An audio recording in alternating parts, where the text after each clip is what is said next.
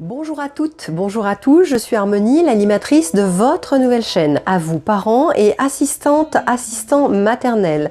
Bienvenue à notre 14e rencontre, où nous abordons toujours comment remplir la fiche de présence avec des exemples concrets. Aujourd'hui, je répondrai à deux questions. La première a été posée par Solveig, dans le Rhône. J'ai du mal à trouver une naissante maternelle souhaitant travailler les jours fériés. Y a-t-il une solution? La deuxième question est posée par Sébastien dans l'Ain. Que sont des horaires de travail spécifiques? Pourquoi? Comment? C'est parti.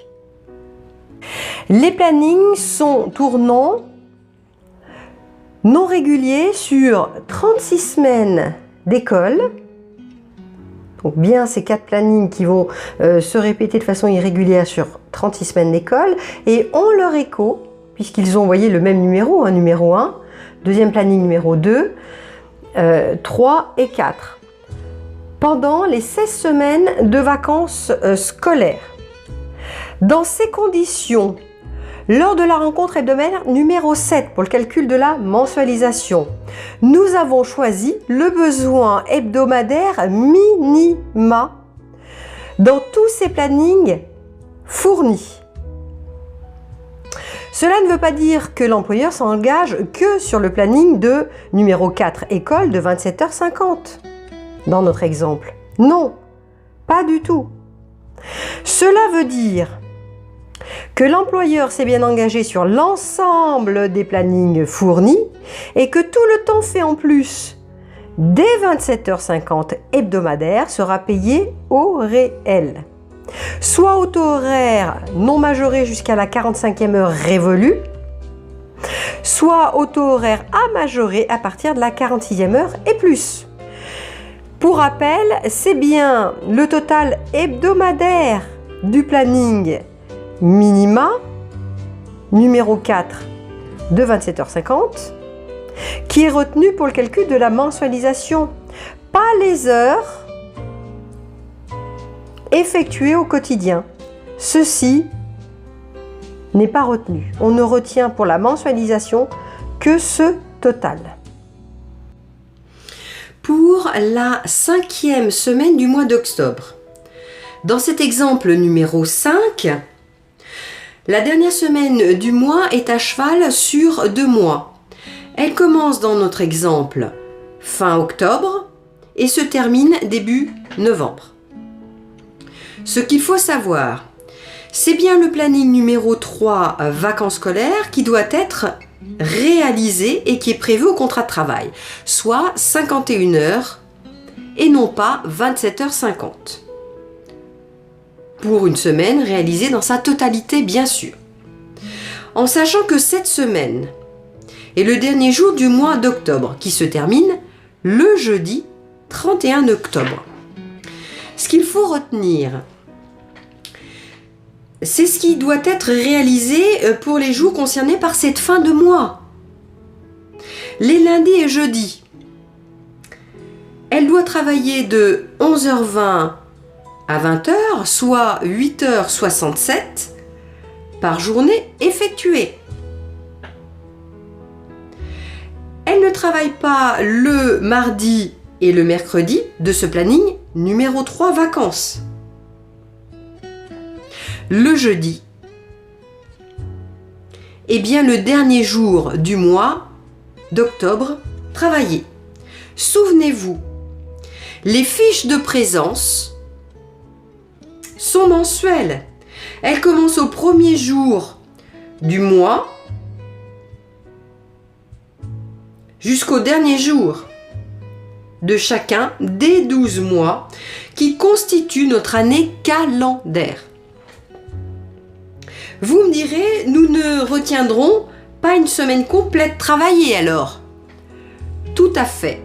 Pour ce début de semaine qui se termine le jeudi 31 octobre, vous indiquez chaque jour dans la première case qui est le réel payé à régulariser, ici. Le total des heures qui sont à réaliser, donc ici, auxquelles vous ajouterez les heures faites en plus, prévues cette semaine. Dans notre exemple, il n'y en a pas. Mais s'il y en avait, vous les ajouteriez, que vous indiqueriez dans les heures complémentaires. Tous les jours, dans la colonne des heures complémentaires, dans les cases correspondantes quotidiennes, vous indiquerez le temps fait en plus de ce qui est prévu au planning, au quotidien, tous les jours. À ce montant, vous soustrairiez le temps d'absence de l'enfant ou de l'assistante maternelle, s'il y a lieu, que vous indiquerez de la même manière dans la colonne absence au quotidien. Vous ne tenez pas compte des congés payés, toutefois, vous les indiquerez ici. En fin de semaine, ici, vous obtenez bien le total des heures qui sont réellement à payer et à régulariser. Elle devait réaliser au minimum 17h33, ce début de dernière semaine du mois d'octobre, qu'elle a bien travaillé.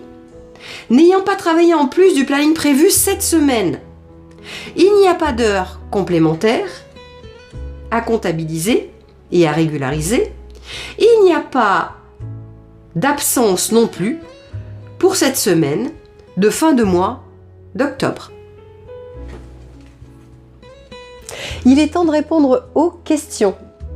Je commencerai par vous rappeler que le contrat de travail est une obligation pour le particulier employeur.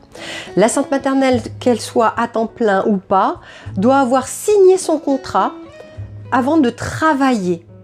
Je rappelle également que le contrat est établi en 2 exemplaires et chacune des parties repart avec l'exemplaire signé des 2 parties. Les 2 questions sont étroitement liées. Je vais commencer par répondre à la question de Sébastien Danlin concernant les horaires de travail spécifiques. Quels sont-ils?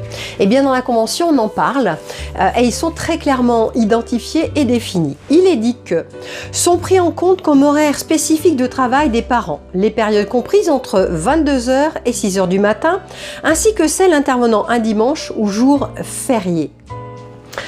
Pour répondre à la deuxième question posée par Solveig, je vous rappelle qu'on a déjà parlé lors d'une vidéo ultérieure des jours fériés. Donc si vous avez des questions par rapport à ça, eh bien je vous invite à la visionner. Il y a effectivement une solution. Je vais vous lire ce que dit la convention collective par rapport à ces jours fériés. Alors, lorsque l'accueil est effectué un jour férié prévu au contrat, il est rémunéré sans majoration. L'accueil un jour férié non prévu au contrat de travail peut être refusé par la salariée. Eh bien, lorsque vous allez établir le contrat de travail, avant de commencer à travailler, eh bien l'employeur, si lui travaille les jours fériés, va demander à l'assistante maternelle si elle veut travailler ces jours fériés. Ce sont des acquis sociaux et l'assistante maternelle est en droit de dire écoutez, moi je ne veux pas travailler les jours fériés. Donc ce sont des jours, puisqu'elle ne veut pas travailler, qui ne seront pas prévus au contrat de travail et donc pas prévus dans le cadre de la rémunération. Toutefois, libre à l'employeur, puisque je vous rappelle que le contrat de travail c'est une négociation entre les 2 parties, libre à l'employeur de proposer des conditions salariales et financières plus favorables à l'assistante maternelle. Voilà le levier. Le refus, donc ce sont des jours qui ne sont pas prévus au contrat de travail, et une proposition financière plus favorable à l'assistante maternelle. 2 options s'offrent à nous. Si les droits pour les jours fériés n'ont pas été acquis, les jours fériés qui sont compris dans la mensualisation, puisque la mensualisation est calculée sur un besoin hebdomadaire, devront être automatiquement déduits. Si la salariée travaille ces jours, eh bien, elle sera rémunérée au réel avec la majoration prévue par l'employeur. Deuxième option, l'assistante maternelle a bien acquis ses droits par rapport aux jours fériés. Dans ces conditions, on ne retire pas de la mensualisation les heures, même si elle ne les effectue pas. ce qu'il faudra faire, puisque le jour férié n'est pas prévu au contrat de travail, c'est lui rémunérer la majoration par rapport au temps de travail qu'elle a réalisé, tout simplement. Dans cet exemple, la première semaine du mois de novembre commence le vendredi, premier jour du mois travaillé. Ce qu'il faut savoir, c'est bien le planning numéro 3, vacances scolaires, de 51 heures, qui doit être travaillé pour une semaine réalisée dans sa totalité et sans absence. Ce qu'il faut retenir, les vendredis, elle doit travailler de 11h à 20h, soit 8h67. Les samedis et dimanches, elle doit travailler de 7h30 à 20h, soit 12h50, pour un total au minimum de 33h67 de ce planning numéro 3, vacances scolaires, pour cette fin de semaine de début novembre. Toutefois, l'assistante maternelle est absente 3 heures le vendredi. Elle ne travaille donc que 5h67. Et le samedi, l'employeur lui demande de travailler 1h30 en plus de ce qui est prévu cette journée, donc 14 heures. Soit un total à réaliser de 32h17 pour cette partie de semaine. Vous me direz, nous ne retiendrons pas une semaine complète travaillée alors. Tout à fait. Pour cette fin de semaine qui commence le vendredi 1er novembre, vous indiquez chaque jour dans la première case qui est le réel payé et à régulariser. Toutes les heures qui sont à réaliser, auxquelles vous ajouterez les heures faites en plus, et que vous indiquerez dans la colonne et la case au quotidien concernée en heures complémentaires, auxquelles vous soustrairez le temps d'absence s'il y a lieu, soit pour ce jour, ce vendredi, moins 3 heures, que vous indiquerez bien dans la colonne absence, enfant ou assistante maternelle. Vous indiquerez également dans la colonne les congés payés, mais vous n'en tiendrez pas compte pour définir le réellement à payer et à régulariser. Suite à l'absence, vous définissez le nouveau minima hebdomadaire qui n'est plus de 27,50, soit 27,50 moins 3 heures d'absence égale 24h50, qui est le nouveau minima hebdomadaire qui tient compte de cette absente. Chouette, vous allez me dire, nous allons pouvoir définir par rapport aux 32,17 qui ont été réalisés cette fin de semaine, les heures complémentaires et à majorer. Eh bien non, ce serait faux. Souvenez-vous, nous devons réaliser et définir les heures complémentaires et à majorer en fin de semaine. C'est là où on régularise tout ça. Soit 32h17 qui ont bien été réalisées pour le mois de novembre, plus les 17h33 qui ont bien été réalisées, mais pour le mois d'octobre. Ce que nous obtenons en additionnant ces deux sommes, c'est bien 49h50. Et c'est bien sur ce total-là hebdomadaire que l'on doit définir les heures complémentaires et les heures à majorer. Soit 49,50 moins 24 heures, 50 hebdomadaires de régulariser, nous obtenons bien 25 heures complémentaires.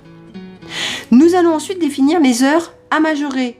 Et bien comme pour les autres exemples, 49,50 moins 45 heures, nous obtenons bien 4h50 à régulariser pour l'ensemble des heures réalisées en octobre et en novembre de cette semaine. Toutefois, vous indiquerez pour la première semaine du mois de novembre, en fin de semaine, eh bien, elle a bien réalisé la semaine 3, vacances scolaires, elle a bien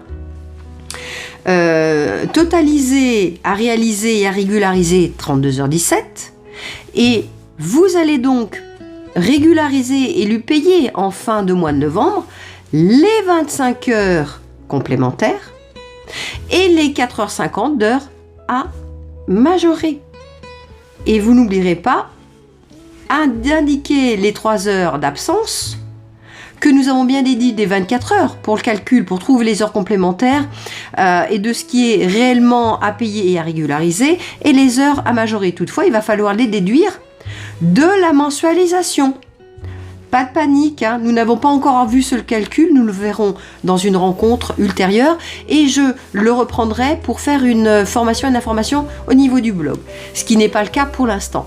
Mais vous devrez bien remplir votre fiche de présence comme ceci. Notre 14e rencontre hebdomadaire est maintenant terminée. J'espère avoir répondu clairement à vos questions. Si l'émission vous plaît, cliquez sur le petit pouce bleu juste en dessous. Abonnez-vous, ça reste entièrement gratuit. Si vous souhaitez poser une question ou qu'un terme soit abordé, communiquez avec nous directement par la boîte mail. L'adresse est indiquée autour de la vidéo. Je rappelle celle de la chaîne YouTube et du blog également. Sur le blog, vous avez des fiches techniques à télécharger gratuitement et son accès est également gratuit. Merci de vos témoignages, de vos encouragements. Je vous souhaite une bonne fin de journée et je vous dis à la semaine prochaine. Merci. Au revoir.